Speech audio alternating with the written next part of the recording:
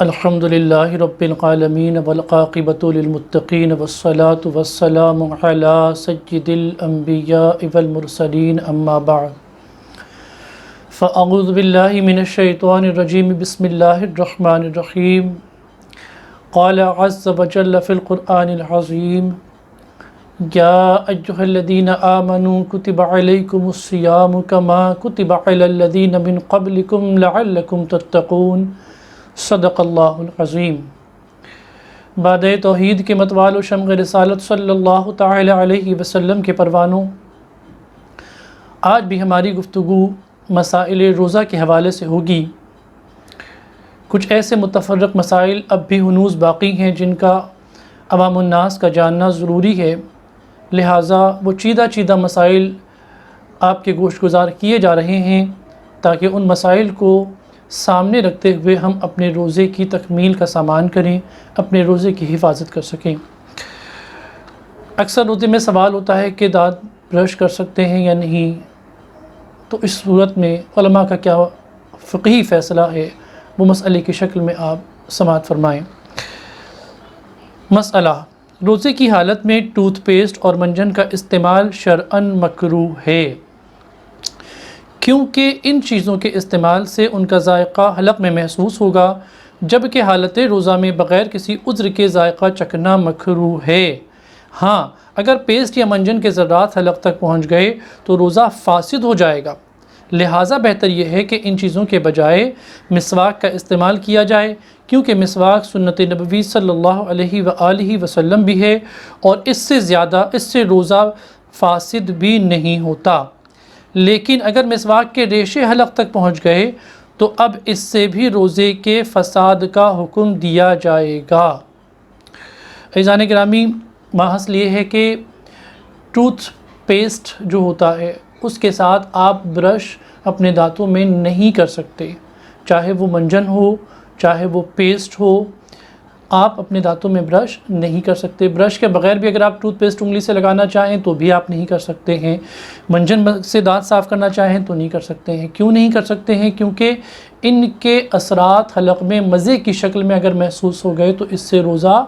ٹوٹ جائے گا، اور نہ ہوئے تب بھی یہ روزے میں مکروہ ہے، اس کی اجازت نہیں ہے۔ علماء فرماتے ہیں کہ پھر اس میں آپ مسواک کر لیجئے، لیکن مسواک کرنے میں بھی اس چیز کا خیال رکھیں کہ مسواک کے جو ریشے ہوتے ہیں لکڑی کے، وہ اگر حلق میں پہنچ گئے ظاہر ہے ان کا بھی اپنا مزہ ہوتا ہے، اس لحاظ سے آپ روزہ جو ہے آپ کا فاسد ہو سکتا ہے۔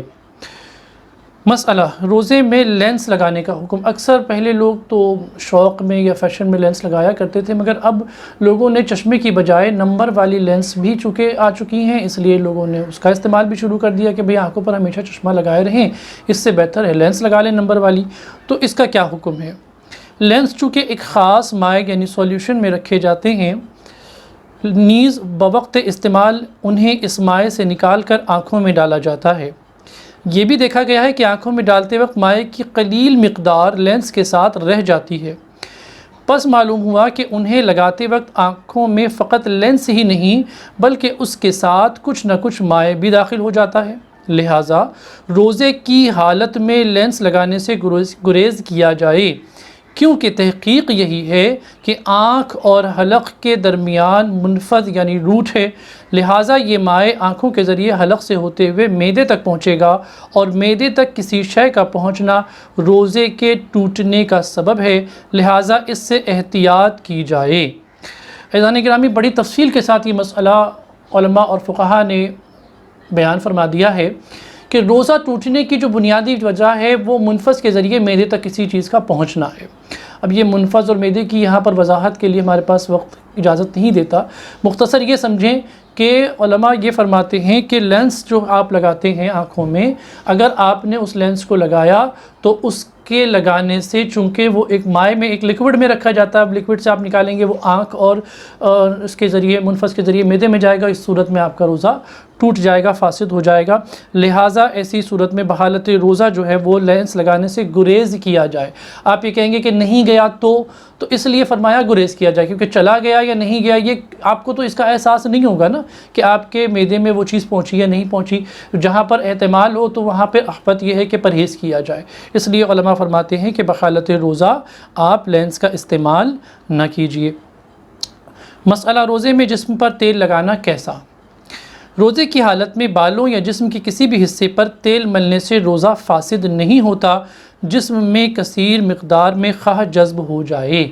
یعنی اگر کوئی یہ سوچتا ہے کہ روزے کی حالت میں تیل لگانے سے روزہ جو ہے وہ ٹوٹ جاتا ہے یا روزہ مکروہ ہو جاتا ہے، تو محترم ایسا کچھ بھی نہیں ہے۔ آپ اپنے سر میں بھی تیل لگا سکتے ہیں اور آپ جو ہے وہ جسم پر بھی تیل کی مالش آپ کر سکتے ہیں، خواہ وہ تیل آپ نے کتنا ہی زیادہ کیوں نہ لیا ہو اور آپ کی مالش کے ذریعے وہ آپ کے جسم پر وہ جذب ہی کیوں نہ ہو گیا ہو، اس سے روزہ نہیں ٹوٹتا۔ روزے میں بال کٹوانا، خوشبو سونگھنا کیسا ہے؟ اکثر لوگ پوچھتے ہیں کہ بھئی ہم نے عطر کی خوشبو سونگھ لی، یہ بال کٹوائے تو اب اس کا کیا حکم ہے؟ تو روزے کی حالت میں سر، بغل، مونچھ وغیرہ کے بال مونڈنا جائز ہے، اس سے روزے پر کوئی فرق نہیں پڑتا، یوں ہی پھول یا عطر سونگھنے سے بھی روزہ نہیں ٹوٹتا۔ روزے کی حالت میں ہم اگر بال وغیرہ نکالتے ہیں جسم کے کسی بھی حصے کے تو اس سے روزہ نہیں ٹوٹے گا، روزے پر اثر اس کے نہیں آتا ہے۔ آپ بال بھی کٹوا سکتے ہیں، کیونکہ آپ کہیں گے بال کٹوانے میں سر پر پانی ڈالا جاتا ہے، تو بھیا غسل میں بھی تو سر پر پانی ڈالا جاتا ہے، لیکن اس سے روزہ نہیں ٹوٹتا ہے۔ اسی طریقے سے آپ کے بال جہاں کہیں بھی غیر ضروری بال ہیں اگر آپ نکال لیتے ہیں تو اس سے روزہ آپ کا نہیں ٹوٹتا۔ اب کوئی کہے کہ بھئی داڑھی منڈوانا، ویسے بھی داڑھی منڈوانا حرام ہے تو روزے میں بدجہ عتم حرام ہے، تو اس کی اجازت تو کوئی مفتی آپ کو نہیں دے سکتے کہ بھئی آپ جو ہے وہ روزے میں حرام ہے اور کاٹیں یا نہ کاٹیں۔ عطر پھول سونگھنے سے بھی روزہ نہیں ٹوٹتا، اگر آپ کسی بھی قسم کی خوشبو سونگھ رہے ہیں تو اس سے روزہ نہیں ٹوٹے گا۔ ہاں یہ اور بات ہے، جیسے میں نے عرض کیا کہ سگریٹ اور بیڑی کے پینے والے اگر یہ کہیں کہ بھیا ہم جو ہے اس کی مہک سونگھتے رہیں اس سے روزہ جو ہے وہ روزہ باقی رہ جائے گا، تو اس کی ممانعت علماء نے فتوے میں بیان فرمائی گی، جس سے قبل میں نے اس مسئلے کو آپ کے سامنے عرض کیا تھا۔ اب یہاں پر ایک مسئلہ یہ ہے کہ رمضان میں اگر کسی کا روزہ کسی سبب سے ٹوٹ گیا، فاسد ہو گیا، تو وہ کیا کرے؟ روزہ ٹوٹنے کے بعد کھانے پینے کا حکم کیا ہے؟ ماہ رمضان میں اگر کسی کا روزہ فاسد ہو گیا تو اس شخص پر واجب ہے کہ وہ بھی دیگر روزے داروں کی طرح سارا دن کھانے پینے اور صحبت سے بچتا رہے اور بعد میں اس روزے کی قضا کرے۔ ایسا نہیں کہ اگر آپ خدا نخواستہ کسی کا روزہ ٹوٹ گیا تو وہ دھڑے سے کسی کے بھی سامنے پانی پی رہا ہے، کھانا کھا رہا ہے اور بغیر روزے دار کی طرح وہ اپنے معمولات انجام دے رہا ہے۔ اس لیے کہ رمضان میں کھلے عام کھانے پینے کی اجازت شرعاً نہیں ہے، خواہ آپ معذور شرعی کیوں نہ ہوں۔ علماء فرماتے ہیں کہ اگر کوئی شخص رمضان میں بلا وجہ روزہ چھوڑے اور سب کے سامنے کھاتا پیتا پھرے، جیسے ہمارے ہاں رمضان المبارک میں اچھے خاصے ہٹے کٹے نوجوان گٹکا، پان، چھالیاں کھلے عام چباتے نظر آتے ہیں، بعض سگریٹوں کے دھوئیں اڑاتے ہیں، ہمارے ہاں کوئی حاکم اسلام مقرر نہیں، ورنہ حاکم اسلام کے حکم پر ان فاسقین کو قتل کر دیا جاتا۔ اتنا سخت حکم در مختار کے حوالے سے یہ مفتیان کرام نے بیان فرمایا ہے۔ آپ سوچیں کہ اعلانیہ کھانا کتنا بڑا، اگر اسلامی مملکت ہو اور اسلامی نظام چلتا ہو تو کتنا بڑا جرم ہے اعلانیہ کھانا پینا۔ اگر خدا نخواستہ کسی وجہ سے کسی کا روزہ نہ ہو یا ٹوٹ جائے یا روزہ نہ رکھ سکے کسی وجہ سے، تو اس شخص کو کیا چاہیے کہ وہ اعلانیہ کھانے پینے سے گریز اور پرہیز کرے۔